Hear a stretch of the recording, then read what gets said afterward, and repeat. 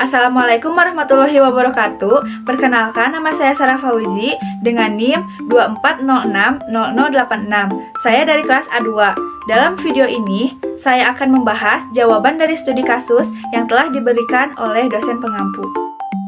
Dalam kasus pertama, kita akan membahas mengenai strategi pemaksimalan peran masjid dalam membangun umat. Masjid memiliki peran yang sangat penting dalam kehidupan umat Islam. Bukan hanya sebagai tempat untuk beribadah saja, tetapi juga masjid sebagai pusat kegiatan sosial dan pemberdayaan masyarakat. Sayangnya, banyak masjid yang hanya ramai pada waktu sholat tertentu saja dan jarang digunakan untuk kegiatan lainnya. Pada kesempatan ini, saya akan menyampaikan beberapa program strategis yang dapat kita jalankan untuk memaksimalkan peran masjid dalam membangun umat yang religius spiritual, sehat rohani dan jasmani, cerdas, dan sejahtera. Sebelum membahas program-program yang dapat kita usulkan, mari kita identifikasi terlebih dahulu masalah utama yang ada di lingkungan masjid. Yang pertama, masjid seringkali hanya ramai saat sholat Jumat dan sholat wajib, sementara kegiatan lain seperti kajian atau kegiatan pemuda jarang dilakukan. Kedua, banyak pemuda di sekitar masjid yang menghabiskan waktu di luar masjid, terutama di warung kopi. Yang ketiga, masyarakat sekitar juga membutuhkan program yang mendukung kesehatan jasmani, rohani, dan pendidikan. Yang keempat, kesejahteraan ekonomi masyarakat sekitar masih rendah dan masjid belum memiliki program pemberdayaan ekonomi yang maksimal. Masalah-masalah ini perlu segera diatasi agar masjid dapat lebih optimal dalam menjalankan perannya. Program religius spiritual. Untuk meningkatkan kesadaran spiritual masyarakat, kita dapat mengusulkan program kajian dan pembahasan rutin.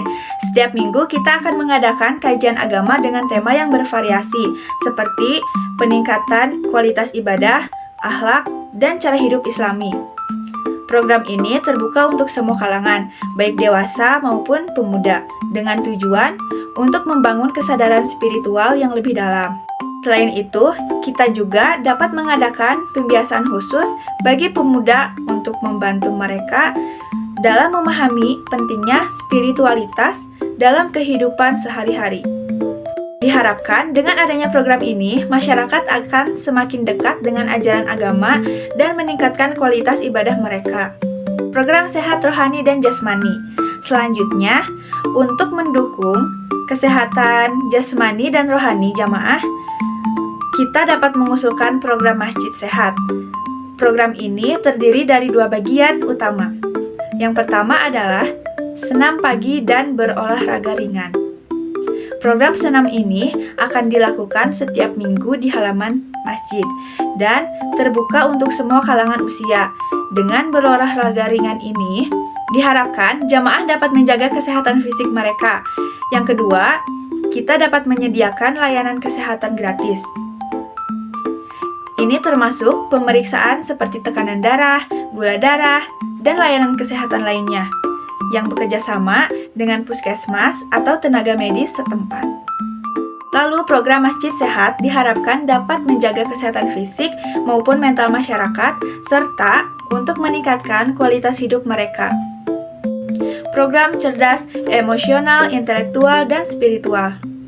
Untuk menciptakan masyarakat yang cerdas secara emosional, intelektual, dan spiritual, kita juga dapat mengusulkan program sekolah masjid. Sekolah masjid akan menyediakan pelatihan keterampilan hidup seperti kewirausahaan, menjahit, dan keterampilan lain yang dibutuhkan dalam kehidupan sehari-hari. Selain itu, kita juga dapat menyelenggarakan pelatihan tentang pengelolaan emosi dan pengembangan karakter, khususnya untuk para pemuda. Program ini diharapkan dapat meningkatkan kecerdasan emosional dan intelektual jamaah, serta membantu mereka menjadi pribadi yang lebih matang dan siap menghadapi tantangan hidup. Program sejahtera. Untuk meningkatkan kesejahteraan ekonomi masyarakat, kita dapat mengusulkan program masjid sebagai pusat pemberdayaan ekonomi. Program ini meliputi pelatihan kewirausahaan bagi jamaah yang ingin memulai usaha kecil, seperti membuat kerajinan tangan atau usaha kuliner. Kita juga dapat memberikan akses modal melalui infak yang terkumpul di masjid. Selain itu, kita juga dapat mengadakan bazar amal yang memperkenalkan produk-produk lokal. Hal ini akan memberikan peluang bagi masyarakat untuk mendapatkan penghasilan tambahan. Dan program-program ini diharapkan dapat meningkatkan kesejahteraan ekonomi masyarakat sekitar masjid. Dampak jangka panjang. Program-program yang telah diusulkan tadi diharapkan dapat memberikan dampak jangka panjang yang positif. Pertama, program religius spiritual akan meningkatkan kualitas ibadah dan memperdalam pemahaman agama di kalangan jamaah. Yang kedua, masjid sehat akan mendukung kesehatan fisik dan mental jamaah, menjadikan masjid sebagai tempat yang mendukung gaya hidup sehat. Yang ketiga, sekolah masjid akan menciptakan masyarakat yang lebih cerdas secara emosional, intelektual, dan spiritual. Yang keempat, program pemberdayaan ekonomi akan membantu jamaah untuk meningkatkan kesejahteraan ekonomi mereka, baik melalui kewirausahaan maupun distribusi zakat yang lebih efektif. Dengan dampak-dampak tersebut, diharapkan masjid dapat menjadi pusat pemberdayaan umat yang berkelanjutan. Kesimpulannya, masjid harus dimaksimalkan perannya bukan hanya sebagai tempat ibadah saja, tetapi juga sebagai pusat pendidikan, kesehatan, dan pemberdayaan ekonomi. Kita harus yakin dengan program-program ini, masjid dapat memberikan dampak yang sangat besar bagi umat, menjadikan masyarakat lebih religius, sehat, cerdas, dan sejahtera.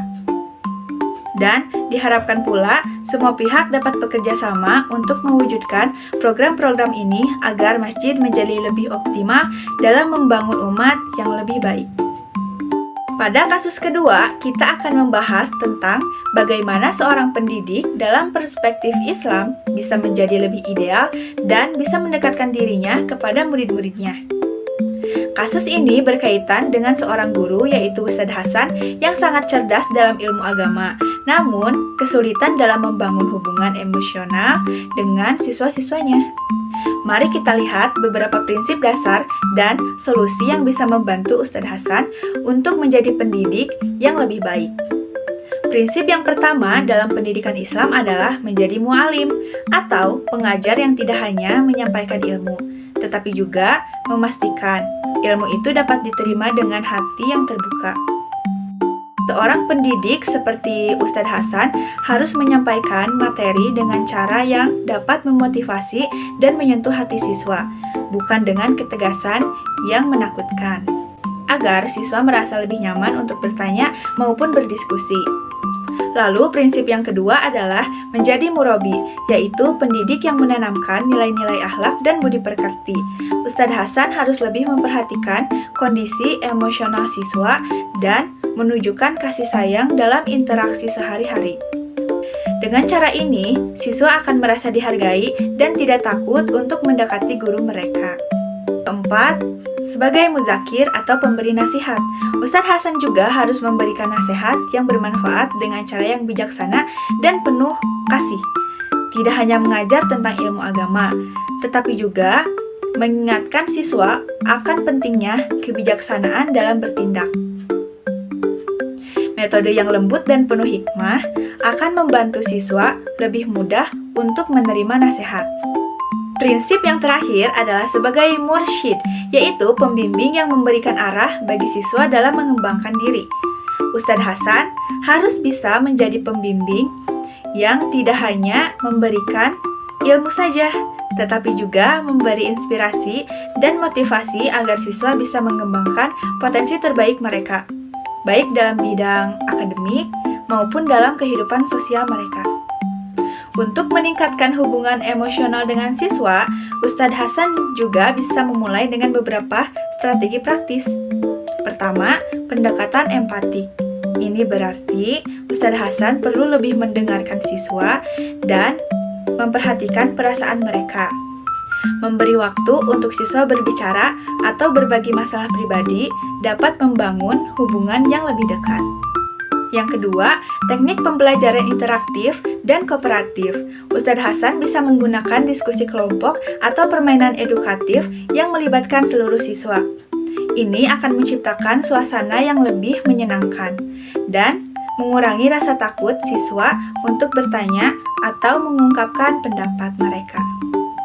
Yang ketiga, menyampaikan ilmu dengan kasih sayang dan hikmah, menggunakan bahasa yang lembut dan tidak terburu-buru memberikan hukuman akan menciptakan rasa nyaman bagi siswa. Pujian dan dorongan yang positif akan membantu meningkatkan rasa percaya diri mereka. Untuk menciptakan suasana kelas yang islami, Ustadz Hasan juga bisa menggunakan metode seperti cerita-cerita inspiratif dari sejarah Islam, mengadakan diskusi kelompok yang relevan dengan nilai-nilai kehidupan, dan menggunakan media pembelajaran yang menarik seperti video dan infografik.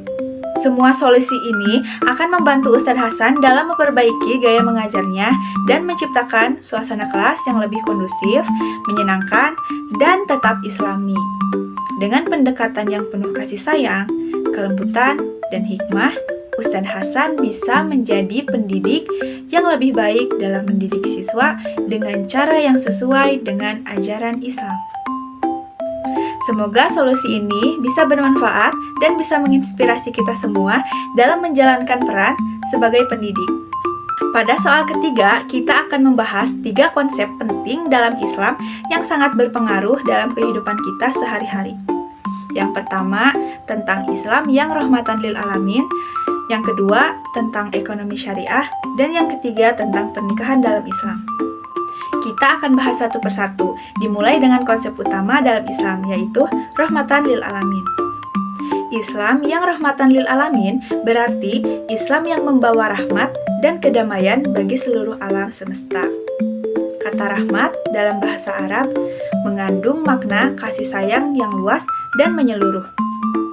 Islam mengajarkan umatnya untuk menjadi rahmat bagi seluruh umat manusia, tidak hanya sesama muslim, tetapi juga kepada seluruh makhluk hidup yang ada di dunia. Islam adalah agama yang mengajarkan toleransi, perdamaian, dan kasih sayang. Rasulullah Shallallahu Alaihi Wasallam sendiri adalah contoh nyata dari seorang yang membawa kasih sayang, baik kepada umat manusia maupun alam sekitar. Dalam Al-Quran, Allah berfirman dalam surat Al-Anbiya ayat 107, dan kami tidak mengutus kamu, Muhammad, melainkan untuk menjadi rahmat bagi semesta alam.